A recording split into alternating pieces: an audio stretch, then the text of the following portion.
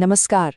आज हम कुछ ऐसी कहानियों में गोता लगाने वाले हैं जो हजारों साल पुरानी तो हैं, लेकिन उनके नैतिक सवाल वो आज भी उतने ही ताज़ा और ज़रूरी लगते हैं जितने शायद तब लगते होंगे।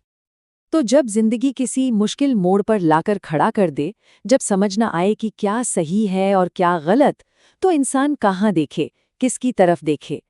चलिए, इसी सवाल का जवाब आज हम कुछ बहुत ही पुरानी, बहुत ही दिलचस्प कहानियों में ढूंढने की कोशिश करते हैं।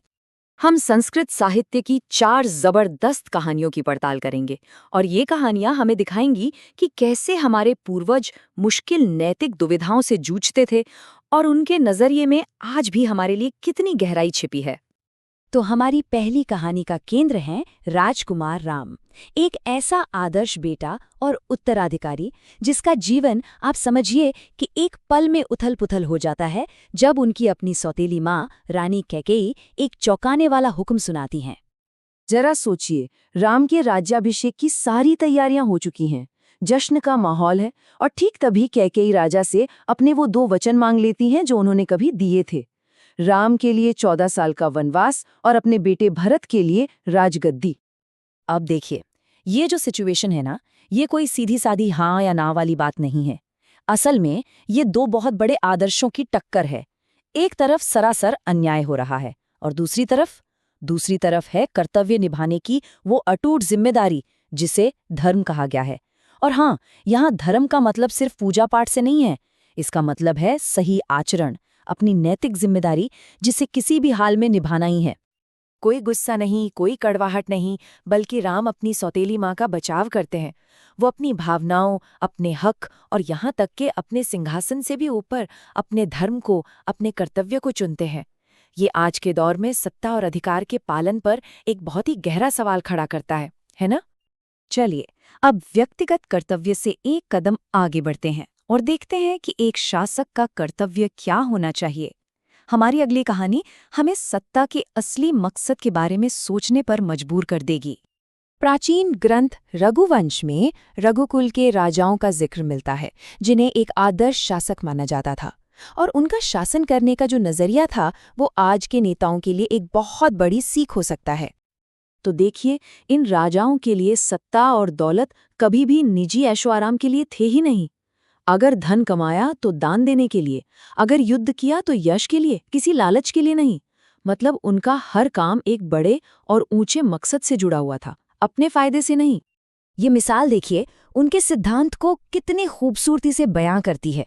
शक्ति असल में एक जिम्मेदारी है, सेवा का एक चक्र। मतलब शासक जनता से सिर्फ इसलिए लेता है ताकि उनकी ही भलाई के लिए उसे 1000 गुना करके लौटा सके। तो राजाओं के ऊंचे आदर्शों से निकलकर अब हम एक आम इंसान की कहानी पर आते हैं। एक ऐसा इंसान जिसके सामने एक ऐसी परीक्षा आती है जो उसके चरित्र की नींव हिला सकती थी। तो कहानी है एक किले के एक मामूली से द्वारपाल की। देर रात का वक्त है और वो अपने पद पर पूरी ईमानदारी से तैनात है।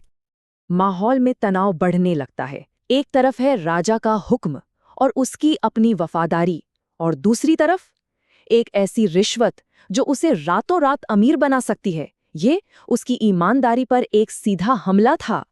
द्वारपाल सिर्फ रिश्वत ही नहीं ठुकराता, बल्कि वो उस तपस्वी को गिरफ्तार कर लेता है, उस पर जासूस होने और वफादारी को खरीदने जैसा घिनौना पाठ पढ़ाने का इल्जाम लगाता है। सोचिए कितनी हिम्मत की बात है। और तब होता है असली खुलासा।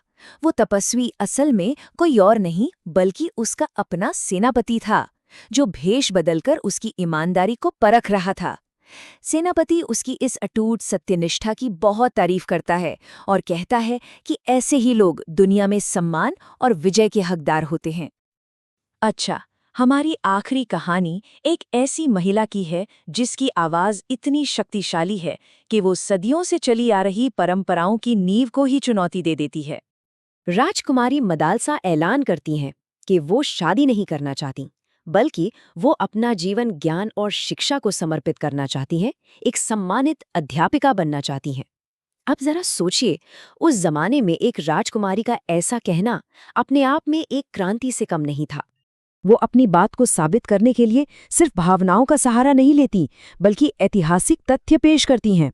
वो द्रौपदी और शाव्या का उदाहरण देकर कहती हैं कि पारंपरिक विवाह में पुरुष अपनी पत्नी पर मालिकाना हक जमाता है और वो ऐसी किसी भी व्यवस्था को स्वीकार करने से साफ इनकार करती हैं। तो जब एक राजकुमार उनसे शादी का प्रस्ताव रखता है तो मदालसा सिर्फ हाँ नहीं कहती, वो रिश्ते की पूरी परिभाषा ही बदल देती हैं। वो अधीनता की जगह बराबरी और आत्मसम्मान पर आधारित एक साझेदारी की मांग करती हैं। ये आज के दौर में भी रिश्तों में बराबरी की बहस को एक नई दिशा देता है। तो इन 4 अलग-अलग कहानियों से हम क्या सीख सकते हैं? देखिए, ये हमें कोई एक सीधा-साधा बना-बनाया जवाब नहीं देती, बल्कि सोचने के लिए कुछ बहुत शक्तिशाली और गहरे सिद्धांत जरूर देती हैं। इन कहानियों के जरिए एक कालातीत नैतिक संहिता उभरकर सामने आती है। अन्याय के सामने भी कर्तव्य के प्रति अटूट प्रतिबद्धता, शक्ति का इस्तेमाल सिर्फ और सिर्फ सामूहिक कल्याण के लिए, हर हाल में अपनी व्यक्तिगत सत्यनिष्ठा बनाए रखना और अपने आत्मसम्मान के लिए पूरी दृढ़ता से खड़ा होना। तो ये हजारों साल पुराने आदर्श आज की इस भाग-दौड़ भरी जिंदगी में हमारे लिए क्या मायने रखते हैं? शायद यही वो सवाल है जो इन कहानियों को हमेशा प्रासंगिक और जिंदा रखता है और हमें अपना रास्ता खोजने में कहीं ना कहीं मदद भी करता है।